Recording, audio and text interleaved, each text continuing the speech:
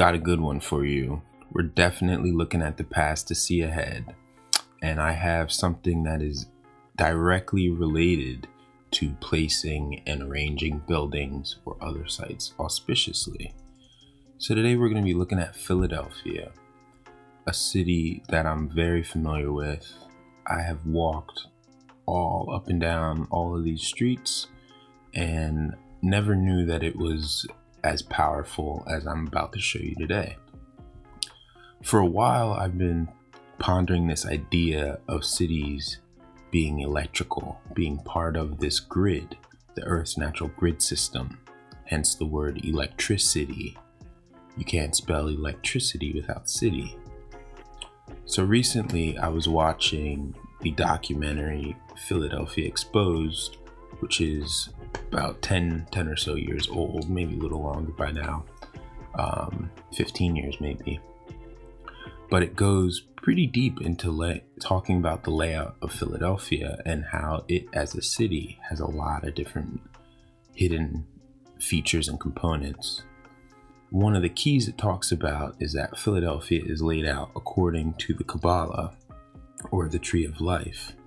If you're not familiar, the Kabbalah is a branch of Jewish mysticism. I'm not going to go deep into decoding that now, but I did want to figure out if this city and Philadelphia has this connection. So there are 10 different Sephira points basically that connect the Tree of Life. And what I did was I overlaid them using City Hall as the 6th Sephira, the soul. I overlaid City Hall, and this is what I came up with. Undeniably, it fit. So I wanted to find points of interest that are at each of these 10 different nodes. And what I wrote basically indicates what I found. So we've got Commerce Square, Logan Square, Rittenhouse Square, Jefferson Health, 1500 Walnut Street, City Hall, Reading Terminal, Mater and Family Center, St. Stephen's Episcopal Church, and the U.S. Courthouse. And you can see how they all relate to this here. Take a second, screenshot this. Could be useful in the future.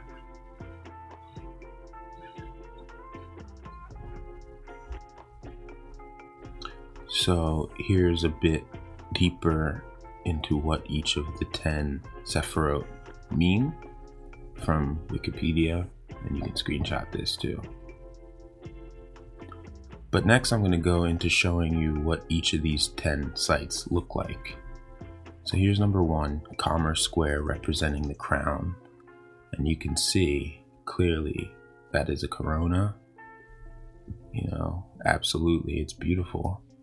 And it's set between twin buildings. So there's some more symbolism for you too. Next we've got Logan Square, named after James Logan, a statesman. This representing wisdom. And you can see, if you're familiar with Philly, it's set amongst museums. Wisdom.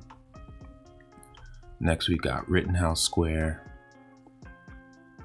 named after David Rittenhouse, an author, inventor, scholar, definitely representing understanding.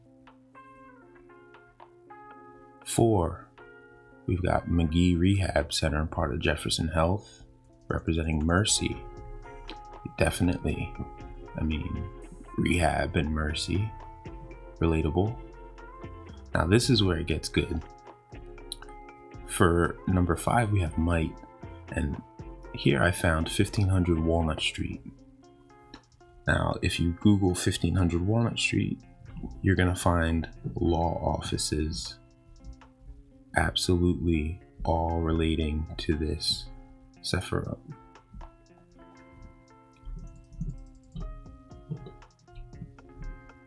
For 6, we have the soul, Philly City Hall, absolutely representing the soul, beauty, and I'll show more pictures on that soon. And for 7, Victory, Reading Terminal. If you've ever been to Reading Terminal, you know that you feel victory when you walk in. It's a food hall. And when you leave. So this is also fitting. For 8, we have Mater and Family Center, also a part of Jefferson Health, flanked by some old world buildings here, which are pretty interesting. But yeah, this is good stuff. Number 9 is another interesting one. So St. Stephen's Episcopal Church, representing foundation.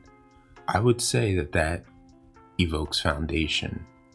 But what's more interesting is that if you watched my last video and you got to the part where I talked about the 7 different buildings that I found around the world that all speak the same design language, this St. Stephen's Episcopal Church absolutely fits in.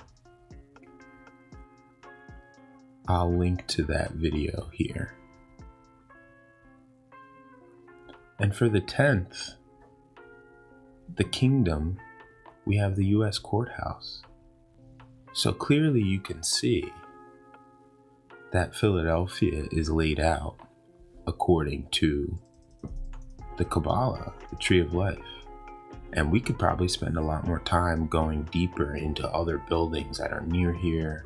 I mean, I actually have a good amount of footage and all kinds of information on buildings around here that I'll do in the future. But I just wanted to show this. So next, let's talk about the City Hall. This building is magnificent. And here are a couple stats. At the time, it was the largest masonry building in the world. 548 feet tall. It was the largest inhabitable building between 1894 and 1908. It was said to have been built from 1871 to 1901. So it took 30 years to build this building. And the architects were said to be John MacArthur, Thomas Eustace Walter, designed in the Second Empire style. Pretty fascinating. It has a 52,000 pound statue of William Penn sitting at the top. And here you can see these men trying to figure out how on earth they're going to get it up there. I wish I was in Philly that day. The foundation walls are 22 feet thick. And what you'll notice with the construction photos that I show you is that we never see complete construction photos. This is such a common theme in this time period.